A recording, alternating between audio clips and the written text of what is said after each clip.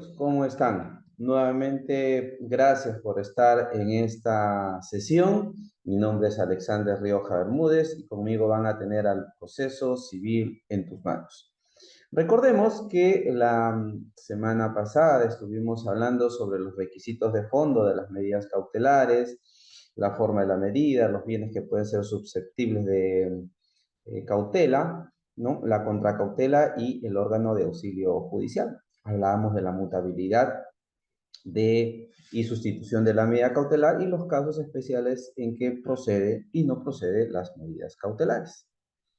Esta semana desarrollaremos brevemente las medidas anticipadas, las medidas fuera del proceso, medidas dentro del proceso, la extinción, cancelación de la medida cautelar, cuál es el procedimiento cautelar y la clasificación de las medidas cautelares. Y nos vamos por ahí. Recordemos que la tutela cautelar está constituida básicamente por ese conjunto de actos jurídicos procesales que se llevan al interior del proceso, en algunos casos, o en otros no, y que buscan, ¿no?, que a través de una decisión judicial, a través de una resolución, se pueda garantizar los efectos que pueda expedirse la sentencia en un proceso principal. De tal manera que lo que se busca y se advierte es la idea de que la tutela cautelar es un instrumento del proceso principal en el que permite garantizar, ¿no?, el resultado o la ejecución de la pretensión planteada en este proceso. Medida anticipada. Cuando hablamos de una medida anticipada, no hay que confundirlo, ¿no?, y muchas veces se hace con el tema de la asignación anticipada que se da en los procesos de alimentos y que ya lo veremos más adelante. Una medida anticipada, ¿no?, son aquellas que buscan que se pueda evitar la existencia de un perjuicio que deba o se advierta que sea irreparable o que pueda asegurar de manera provisional la ejecución de la sentencia que se va a expedir en el proceso principal. Para este caso, una medida anticipada se puede dar cuando, por ejemplo, si se ejecuta una medida cautelar y esta se da sobre bienes perecibles que se pueden, por el transcurso del tiempo, deteriorar, el juez, a pedido de la parte, no puede disponer su venta, ¿no?, previo conocimiento de la parte contraria. Así, por ejemplo, si yo decido o el juez decide embargar un buque el cual contiene en sus contenedores, ¿no?, peces que han sido capturados, evidentemente este es un bien perecible.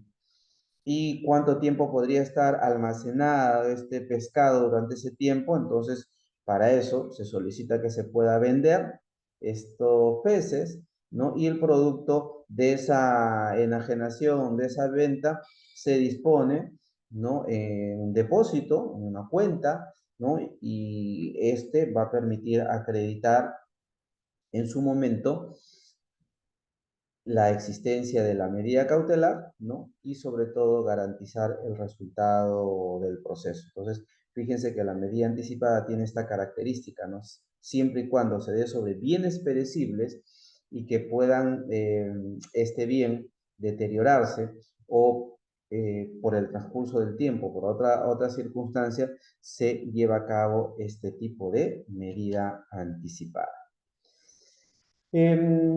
Habíamos dicho en su momento, ya refiriéndonos a las medidas cautelares del proceso, que las medidas cautelares se pueden dictar antes, durante y después del proceso judicial. Cuando hablamos de una medida cautelar fuera del proceso, estamos hablando de aquellas medidas cautelares que se dan antes de iniciar un proceso judicial. Es decir, no tenemos un proceso en trámite, no se ha iniciado la demanda. Sin embargo, se puede solicitar, ¿no?, que se pueda asegurar el resultado de un proceso solicitándole al juez que se pueda ejecutar una solicitud cautelar sin que tenga conocimiento la parte ejecutada. Más aún que ni siquiera conoce de la existencia del proceso principal. Pero este tipo de medidas cautelares hay que tener en cuenta que además de los requisitos generales de los que vamos a hablar en unos momentos, tiene algunos requisitos propiamente especiales, ¿no? Que se deben cumplir. El tema de los anexos, el arancel, las cédulas, el mismo escrito que contiene la solicitud cautelar, ¿no? Que debe contener las firmas originales, ¿no? Y que todo esto tiene que ser básicamente en original y no en copias. Y sobre todo, es importante que se pueda precisar cuál va a ser el proceso, ¿no? Que se va a iniciar posteriormente al mismo. ¿Cuándo procede una medida cautelar? ¿Cuáles son los requisitos que se deben tomar en cuenta? Verificar nuestro Código Procesal Civil, el artículo 610 y el 611, que nos hace referencia a estos aspectos, que lo tiene que tener en cuenta el solicitante de la medida cautelar, ¿no? Y que lo va a evaluar también el juez al momento de calificar la medida cautelar y conceder en su caso la medida cautelar. Entonces, estos requisitos son comunes en el sentido que, vuelvo a reiterar, son de exigencia para la parte solicitante y es de exigencia del juez que pueda verificarlos para poderlos conceder en su momento. Estamos hablando de la verosimilitud en el derecho, el peligro en la demora, la adecuación de la medida cautelar y la contracautela que ya habíamos hecho referencia en la sesión anterior. Hablar de verosimilitud del derecho es básicamente demostrarle al juez que lo que estoy solicitando, que lo que estoy planteando o lo que voy a plantear en un proceso principal, si mi medida cautelar es fuera del proceso, existe o tiene una posibilidad razonable de que se pueda declarar fundada en una sentencia. Es decir, señor juez, a mí Perico Los Paletes me debe $10,000 y no me paga. Y acá está el título valor que acredito el incumplimiento de la obligación. Entonces, existe una verosimilitud. Ojo, no se exige certeza, porque la certeza se va a dar en la sentencia, solo que el derecho sea verosímil, ¿no? Que es posible que el juez me pueda otorgar o declarar fundada la pretensión que yo planteo en el proceso. El peligro en la demora radica básicamente en el transcurso del tiempo. Es decir, yo le tengo que decir al juez, le tengo que precisar al juez que si no me concede la medida cautelar, podría generarme un grave perjuicio, un grave daño, básicamente a los intereses que yo podría plantear. Entonces, hay un peligro que la demora en el trámite del proceso me pueda generar un perjuicio. Esto es lo que yo tengo que señalar. Y se podría frustrar, ¿no?, el cumplimiento de la obligación casualmente por este transcurso del tiempo.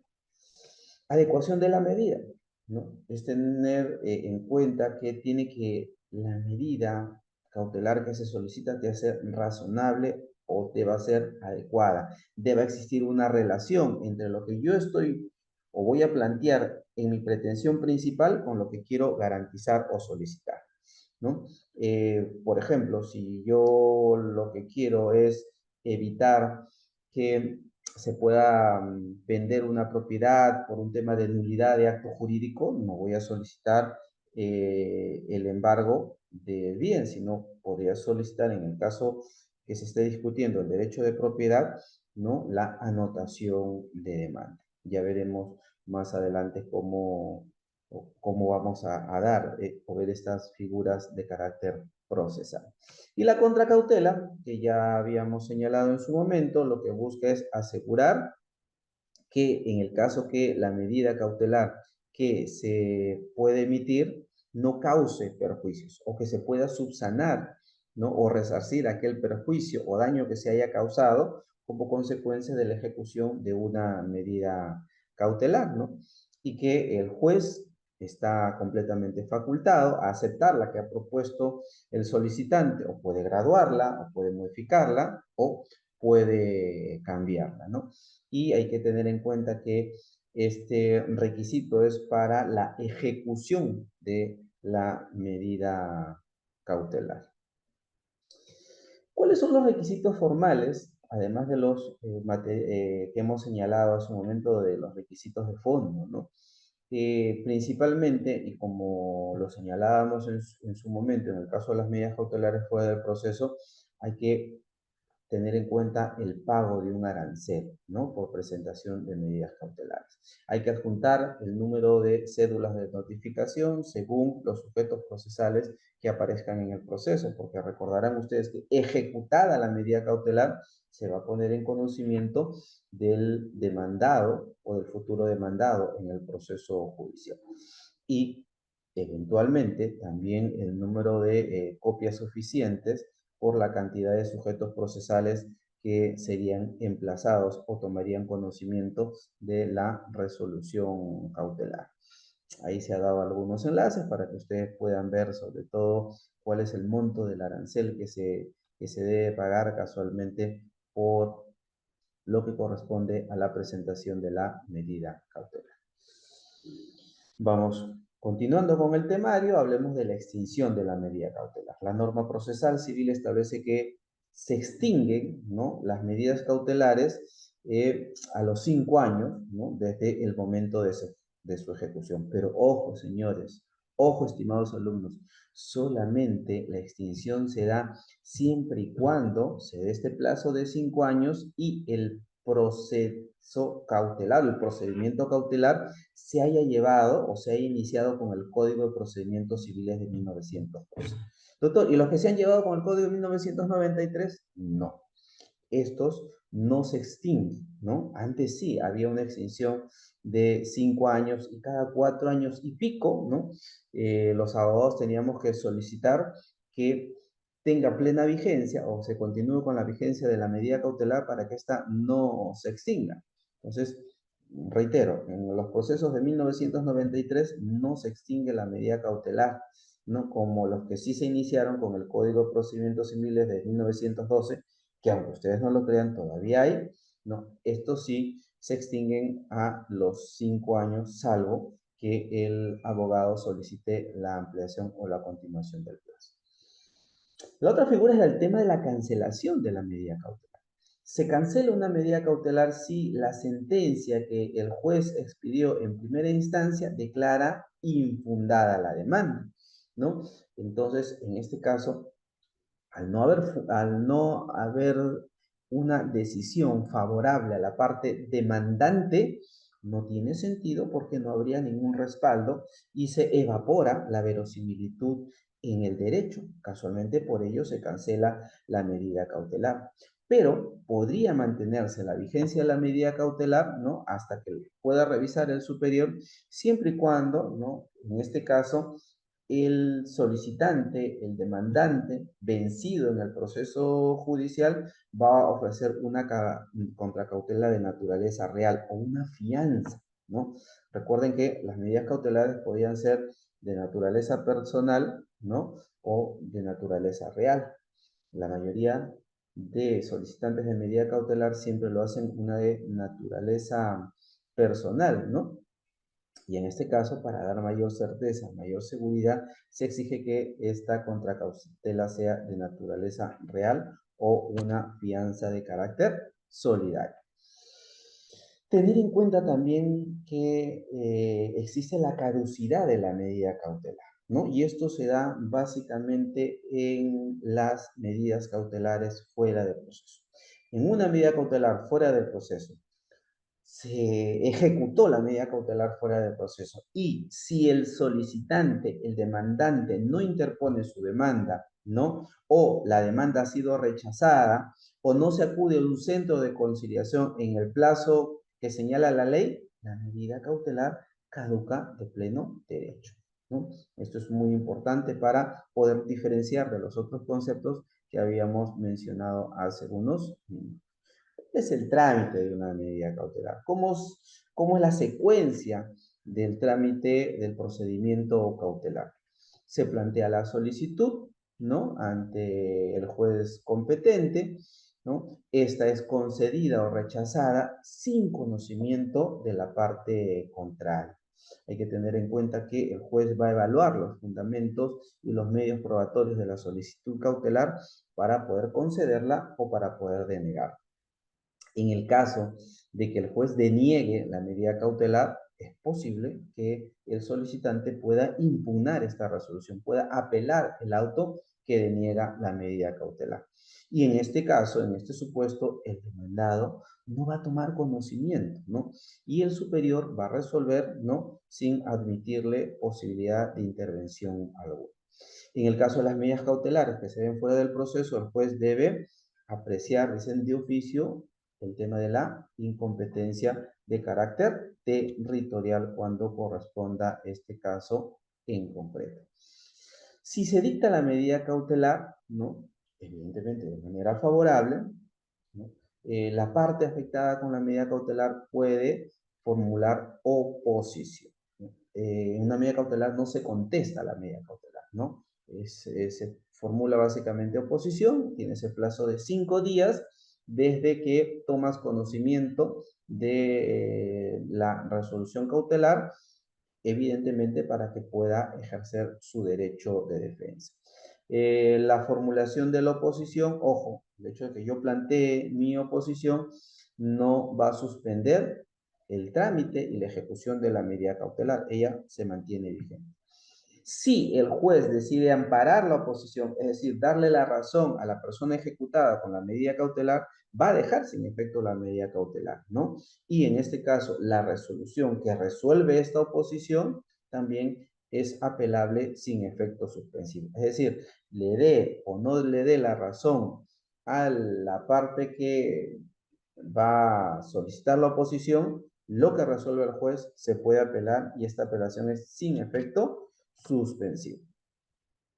Finalmente, hace referencia a la clasificación de las medidas cautelares, de que ya más adelante en las siguientes clases, en las siguientes semanas hablaremos. Existen medidas cautelares para futura ejecución forzada, existen medidas temporales sobre el fondo, existen medidas innovativas, existen medidas de no innovar y la medida cautelar genérica. Estos son los aspectos brevemente que desarrollamos en esta tercera semana. Como bibliografía recomendada, igual que en las sesiones anteriores, les recomendamos que puedan revisar la guía práctica de medidas cautelares en el proceso civil, ¿no? Publicada con Ubilex, el Código Procesal Civil Didáctico, ¿no?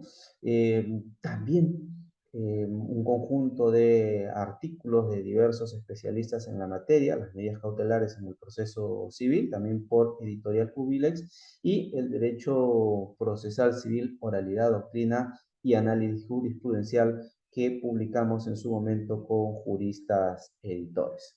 Nuevamente, mi agradecimiento, ¿no? Y espero que le puedan dar un like, puedan comentar, puedan compartir, puedan suscribirse para seguir ampliando el contenido y poderles ayudar en los temas de derecho procesal, porque con Alexander Rioja Bermúdez podrás tener al proceso civil en tus manos. Muchas gracias, chicos. Nos vemos en la siguiente sesión. Cuídense. Adiós. Bye, bye.